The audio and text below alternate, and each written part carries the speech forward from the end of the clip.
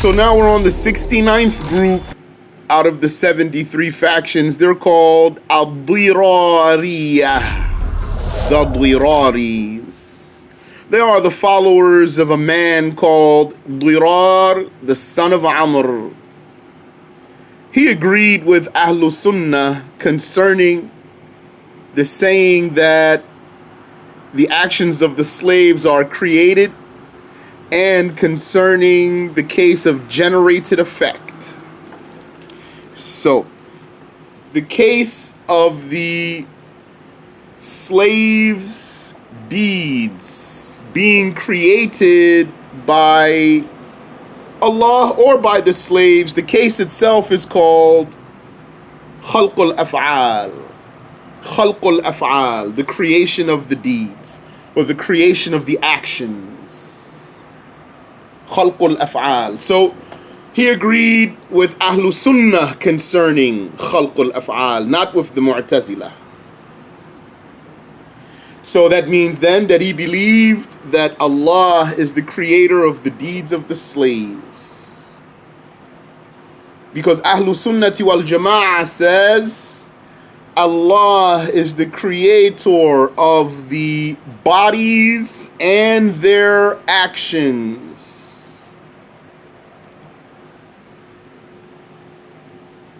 The Mu'tazila said Allah is only the creator of their bodies, not their actions.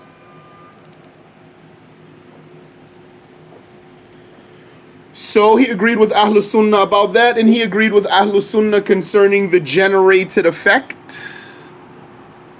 So, inshallah, you know what that is, right? Look what happens when you take higher and higher books in all the different sciences, not just in the creed. It would be expected of you to know the terminology. What business have you in certain books and you don't know even the terminology?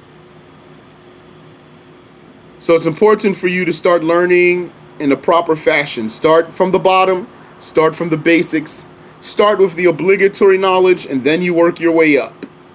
So make sure that you keep track of these terms and that you study your knowledge, brothers and sisters. So this Dirar ibn Amr, on the other hand, he agreed with the destiny deniers in what they said about human ability. We certainly should have a test, certainly, but let's not have our test until we finish at least the 72 groups before we go to talk about Ahlus Sunnah. Insha'Allah ta'ala. Human ability, we spoke about it at least twice. What did the destiny deniers say about human ability, which is called al-istita'ah? Al-istita'ah. That's the name of this mas'ala. Haven't we learned now many masail, many cases, and their names? Didn't we learn about the case of al-manzilatu bayn al-manzilatayn? Now you know that name and what it means. And we've learned the case of khalqul af'al. And we've learned the case of tawallud. And we've learned the case of istita'ah. Any one of you who's able to memorize those Arabic names, do so. And if you are not able to memorize those Arabic names, then make sure then you memorize the translations. So this Dirar ibn Amr, he agreed with the destiny deniers in what they said about human ability. What did they say about human ability? I will answer the question. It's not test time yet. You might as well start studying now, and it's going to be, insha'Allah ta'ala, a strong test. They said that the ability to do the deed, which is the actual power to do the deed, not the means and tools to do the deed, but the actual power in your body to do the deed, they said this ability to do the deed exists before the deed. That's based on their conviction that the human being creates his own deed. We say that the ability to do the deed exists with the deed, not before. And that what does exist before the deed is the means to do the deed, not the power itself. And actually, although we spoke about this case of human ability on several occasions, I left out a lot so that the lesson doesn't become a lesson about human ability. That's a long chapter, actually. So this one, Dirariyyah ibn Amr, he agreed with them about human ability, that it exists before the deed. We say it exists with the deed, not before. However, this deviant, Dirariyyah ibn Amr, he added to what the destiny deniers said here, and he contradicted himself actually and said, it also exists with the deed. It exists before the deed and with the deed. The only saying that's correct is that it exists with the deed.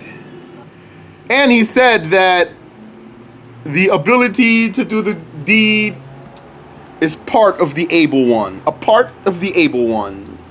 That's not true. We don't have to go far into that one, though. Just mentioning, I could have skipped that. He said that the ability to do the deed is a part of the able one. Like your hand is a part of you and your feet are a part of you. He said your ability as an able one is part of you. No, that's not correct. It's an attribute. The ability to do the deed is an attribute.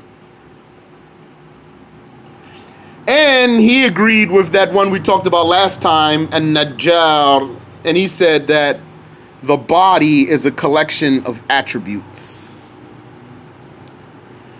All those terms, I'm saying them, I'm relying on you knowing them.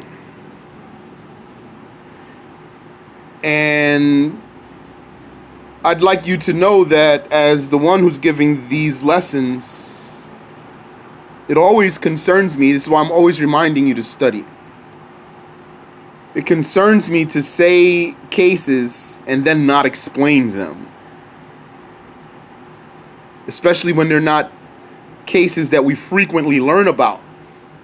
But when we go over a lesson and the name of the case keeps coming back over and over again, or when we go over a book, I have to leave to you your due of study, or else I will have to explain everything every single time we come across it. And this one, Dirariyyah, he added a saying that no one else said, which is that according to him, Allah sees with a sixth sense. So he's a dummy. And he used to say that Allah has a kind or a type, a mahiyah, a type or a kind. That's blasphemy. It's kufr. Because if he has a mahiyah, then it means he has a similar. If he has a kind or a type, that means he has a similar. And that's an argument that you can use against Christians. That you can say to them, according to you, God has a son, so that means that he has a species. Because his son would be like him, would be of his same type. So then according to you, Christian, God has a species. And I finally got to use that one on a Christian, and actually he didn't know what to do with that. He seemed troubled by it. That inside himself, he realized the problem of saying that. And this one, Dirariyyah, he used to deny the recitation of Ibn Mas'ud and the recitation of Ubay ibn Ka'b. their recitation of the Quran, and he used to say, I testify, I bear witness that God Almighty never revealed such a recitation to the creations. And he used to deem those two companions as misguided men. And he used to criticize their mushafs. Now, I don't know what's the story here with this man and their recitations. What is it about their recitations that he finds fault with? I do not know. As for his finding fault with their mushafs, I have not heard his talk about that. But you should know, so to have an idea here, that even before Abu Bakr compiled the mushaf the first time, and then Uthman compiled the mushaf after that, some of the Sahaba had their own masahif because they were writing the Quran down. So they had surahs written. They had their own masahif, but was not like our mushaf now. They might have had it in the order of its revelation, for example. Imam As-Suyuti has details about this issue in his book Al-Itqan. And also this man, Dirar, he used to say, I don't know if the common Muslims are kuffar or really Muslims. Maybe they're not Muslims. And he did not used to suffice with what appears from them. He used to say, maybe inwardly all of them are kuffar and mushriks. All of them. But that's blasphemy.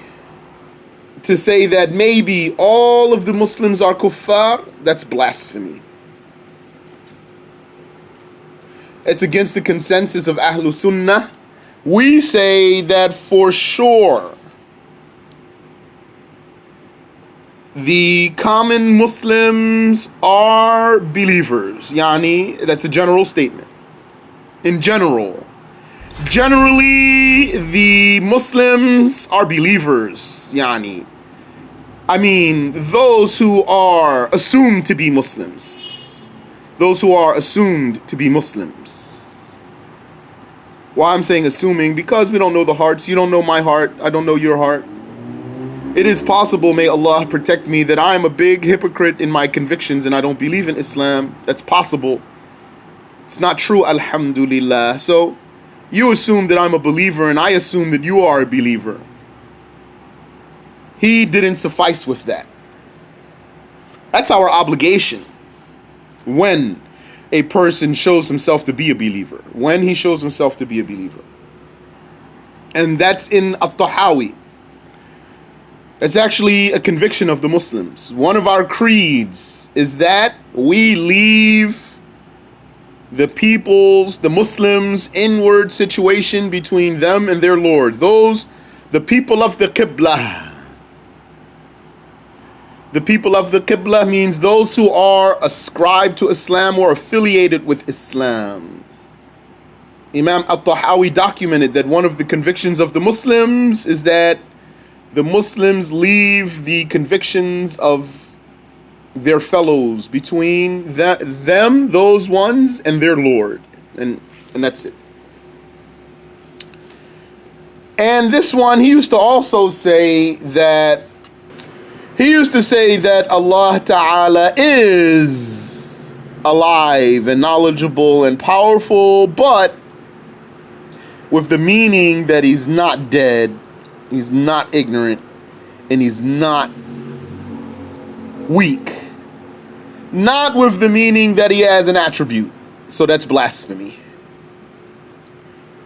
What is he doing here? We talked about this. He's confirming the adjective, that's the descriptive name, but he's denying the attribute that actually validates having such an adjective, such a description. Because if someone does not have knowledge, it wouldn't be valid to describe him as knowledgeable. If someone does not have power, it would not be valid to describe him as powerful. If someone does not have life, it would not be valid to describe him as alive. So he did here similar to what the Mu'tazila did. He denied the attribute but confirmed the adjective, the descriptive name. So he said that Allah is alive and knowledgeable and powerful, meaning that he's not dead and not ignorant and not weak. Not meaning, though, that he has an attribute. So that's kufr. And according to that, then the qualities of things, just the mere qualities, like the colors and the smells,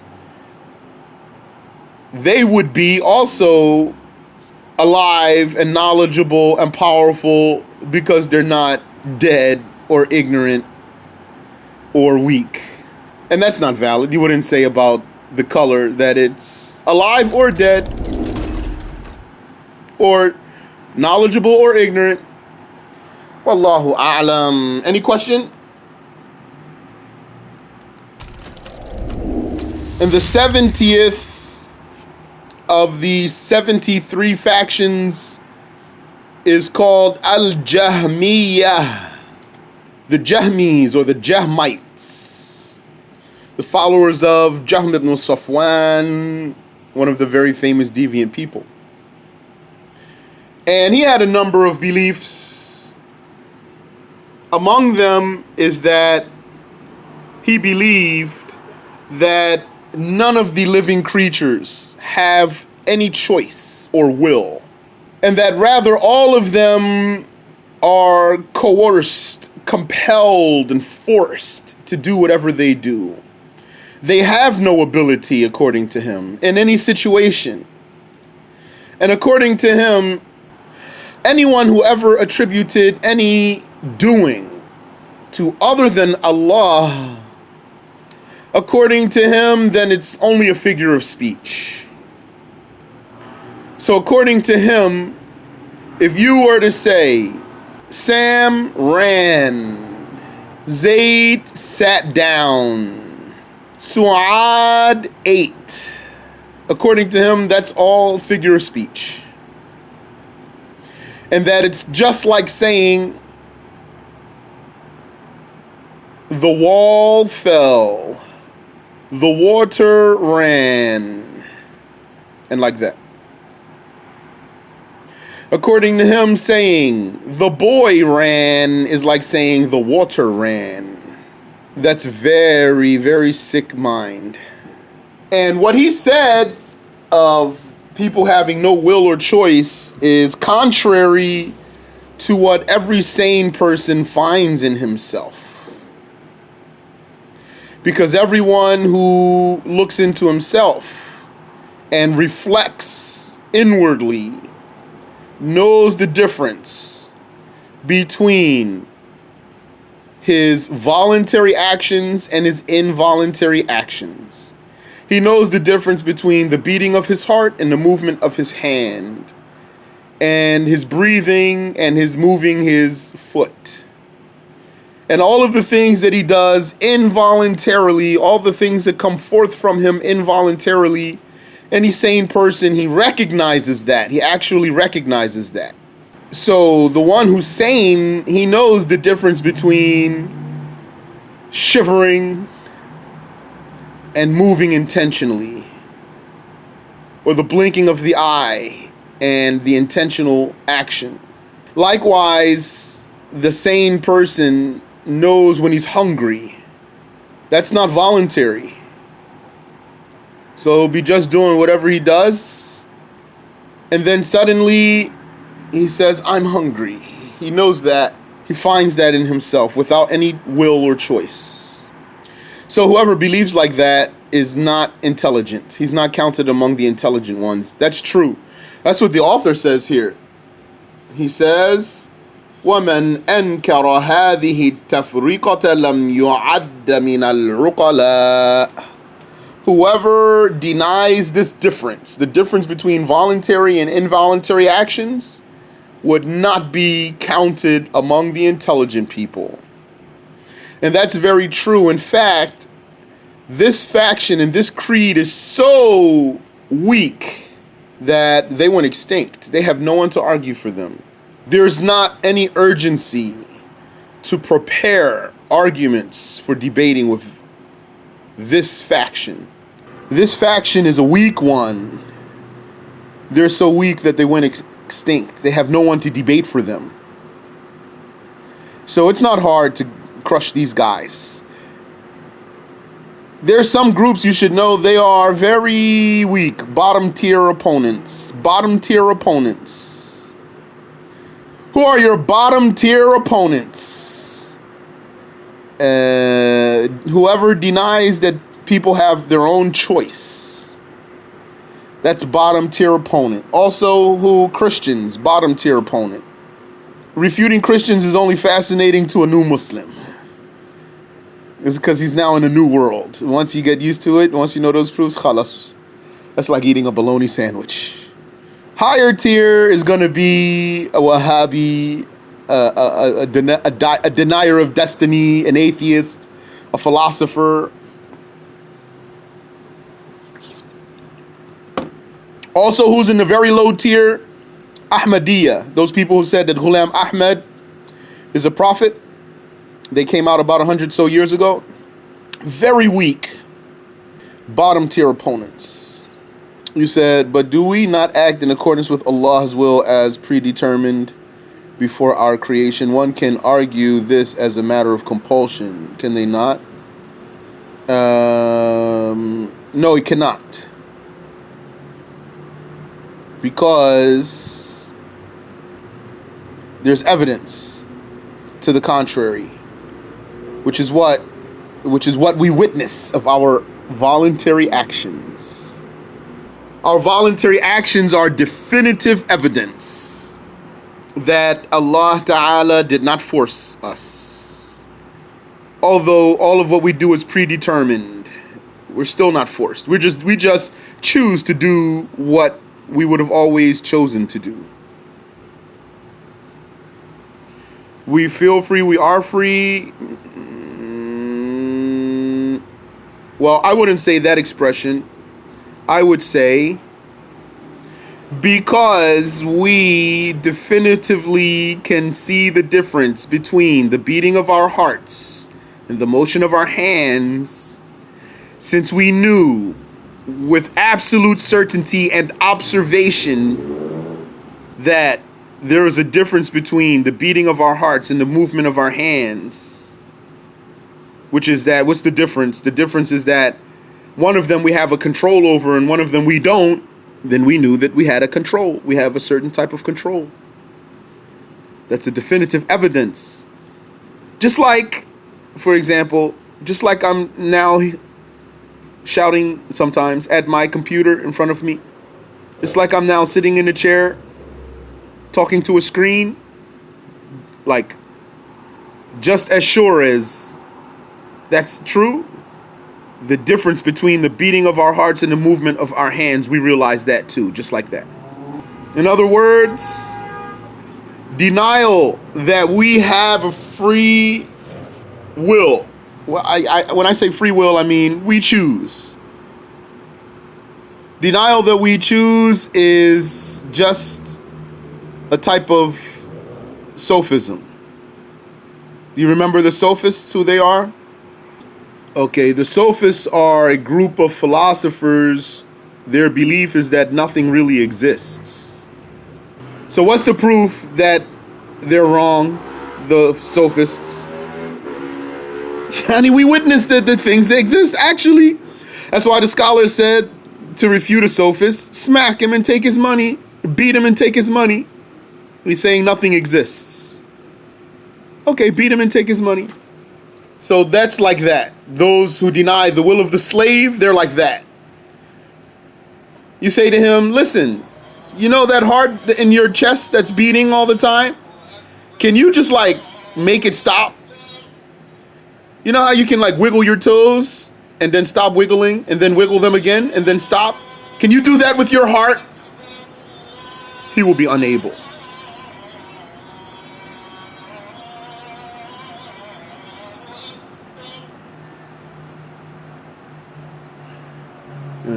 So is that clear?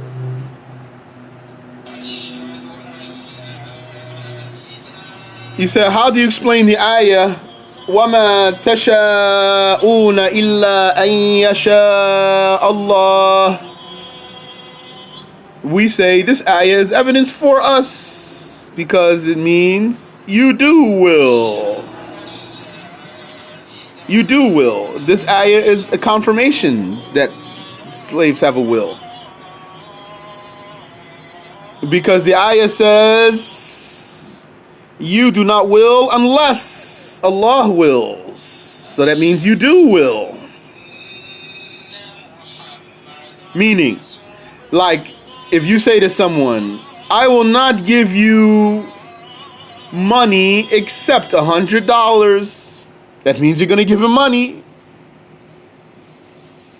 Right?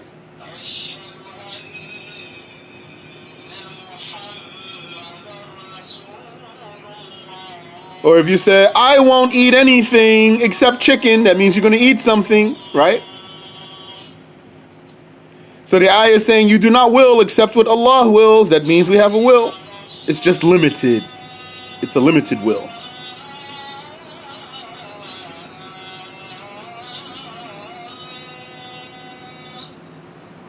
That's as far as an intellectual evidence against what he says. What about the textual evidence? Is there evidence in the religious texts that we have a choice and a will, and that we are not forced or coerced to do our deeds? Yes. Every instance in the Quran when Allah says about us, yani the humans or even the angels or the jinn, يَعْمَلُونَ, they act. يَفْعَلُونَ, they do. It says here يَعْقِلُونَ. I think that's supposed to be يَفْعَلُونَ. يَفْعَلُونَ. Not يَعْقِلُونَ. يَفْعَلُونَ. يَفْعَلُونَ. It means they do or they act. And يَكْسِبُونَ, it means they acquire their deeds. And yasna'un, it means they make or they do. Like how you say, I make wudu, yani I do, I perform. Hakadha, it means perform. Yasna'un, they perform. All of those are evidence against those people who deny the will of the slave. And you have now evidence that the angels have a will. Because didn't Allah say about the angels, لا يعصون الله ما أمرهم ويفعلون ما يؤمرون. ويفعلون, they do, meaning they act. So the angels have a will, they have a choice. They're not like robots, like some people believe. So if someone tells you that, you can give them this ayah. Also, what's evidence that the slaves have a will? The saying of Allah Ta'ala, كُلُّ نَفْسٍ بِمَا كَسَبَتْ رَهِينَةٌ. It means every soul shall be accountable for the deeds that it has acquired. The point here is that all the ayahs of the Quran that prove accountability and reward and punishment are also evidence against the people who believe that the slaves have no will. So what are those people called? They're called Al-Jabriyyah. Al-Jabriyyah, the people who believe in Jabr. Jabr. Jabr means compulsion in this context. So then the Jahmiyyah are Jabriyyah. The Jahmiyyah are Jabriyyah. In other words, what we're saying here is something similar to what we said about the Mu'tazila. Didn't we say that being a Qadari a denier of destiny is actually broader, more general than being a Mu'tazili, because you might have a Christian who's a Qadari, a denier of destiny, or a Jew, or anyone else who's not a Mu'tazili.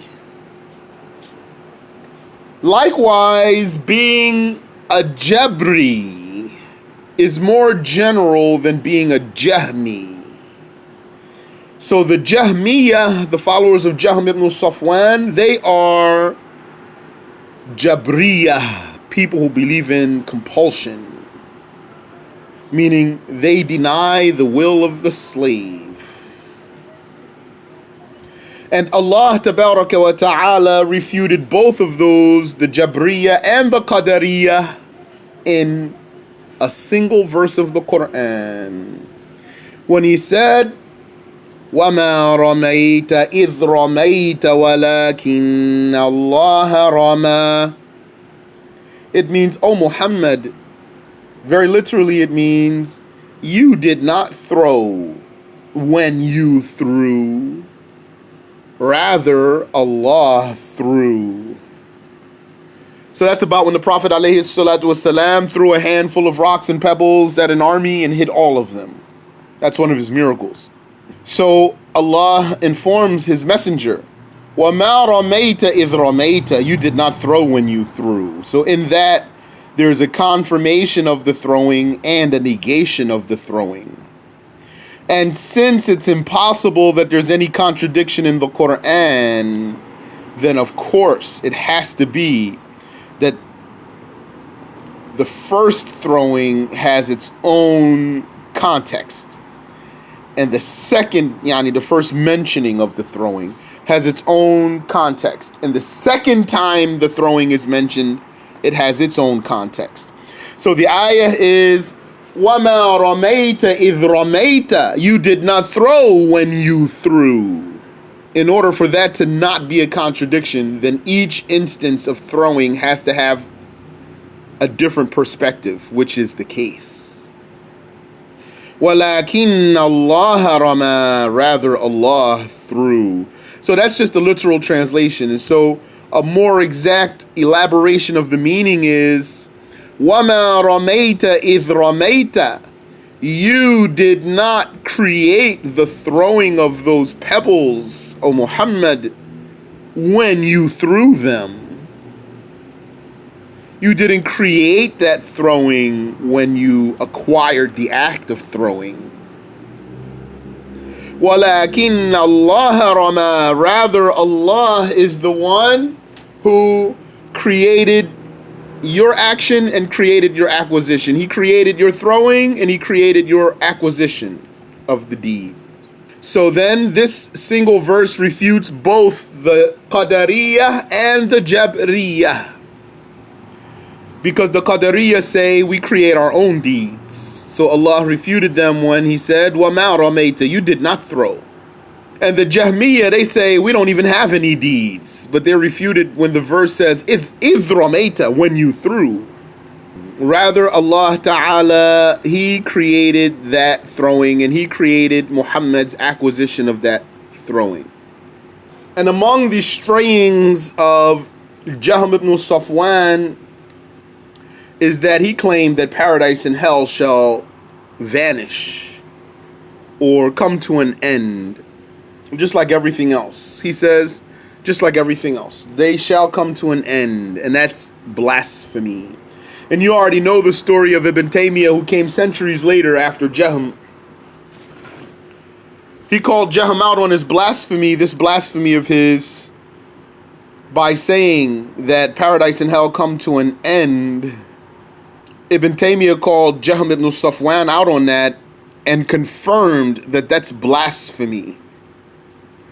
Then later, when his brains got screwed up and he has googly eyes, figuratively, he said hellfire comes to an end. So he took half of the conviction of Jahm ibn Safwan. And that's blasphemy. He's Jahm ibn Safwan's brother.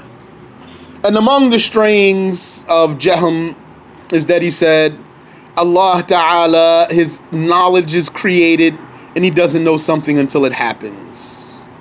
So that's what some of the Mu'tazila said, if you remember. And he used to say, and this is one of his famous sayings, that Allah Ta'ala is not described with anything, with any description that can be applied to the slaves. He's saying there is no description that you can use for Allah and the slave. He's saying to us, oh, you guys, you're the ones who say it's the same word but a different meaning. He says, I disagree with you, and it's the same word and you can't use it, period. So he used to say that it's not valid to say that Allah is alive or knowledgeable or willing or existent. He said you can't say he's existent because these attributes, these descriptions are used for the creations, so it's not valid to use them for Allah. That's also stupid. He said it is valid to say about Allah that he's Qadir and Mujid and Fa'il and Khaliq and Muhyi and Mumit, because these descriptions cannot be true of or applied to the slaves. He said you can say Allah is Qadir, powerful, because he doesn't believe that the slaves have any power, so according to him that's exclusive to Allah. And you can say Allah is Fa'il, according to him, doer, same thing. And you can say Allah is Khaliq, because it's not valid to say that the creation is Khaliq. And he's Mujid. Mujid means like Khaliq, creator. Fa'il means doer. Qadir means powerful. They said it's also valid to say that Allah is Al-Muhyi wal-Mumit, the creator of life and the creator of death, because no one else can have these descriptions. And so here you can see that he's one of the Mu'attila, a denier of the attributes of Allah. And this is why, in case you didn't know, the Wahhabis call us Jahmiyyah. And don't you know the book of Ibn Taymiyyah, Bayanu Talbisil Jahmiyyah, which means clarification or exposure of the trickery of the Jahmiyyah. What's Ibn Taymiyyah talking about in this book? He's talking about Ahlus Sunnah, not these guys. He's saying you are Jahmiyyah because you deny the attributes. And of course we don't deny the attributes. There's just some attributes we don't take them literally. But for a Wahhabi, our not taking those attributes literally is our denial of them. So according to him, we are a denier of the attributes. So he calls us Jahmiyyah. And he used to say that Allah's speech is created. And along with all these heresies of Jahm ibn Safwan, he used to use weapons. He used to know how to use weapons. And he used to stay strapped, as we say. وَكَانَ يَحْمِلُ السِّلَاحِ, yani he was always strapped. Well, they didn't have guns back in those days, so he probably had, at the very least, a dagger. Probably a sword. And he would go against the sultan. He would rebel. He would join a fight to rebel against the sultan. And he went out fighting. He was killed by a man named Salim ibn Ahwaz al-Mazini. The author, Abu al-Muzaffar, says most of the followers of Jahm ibn Safwan today are in the vicinity of Tirmidh. But he said today, that's more than 900 years ago. I have no knowledge of anyone from the Jahmiyyah surviving the ages until now.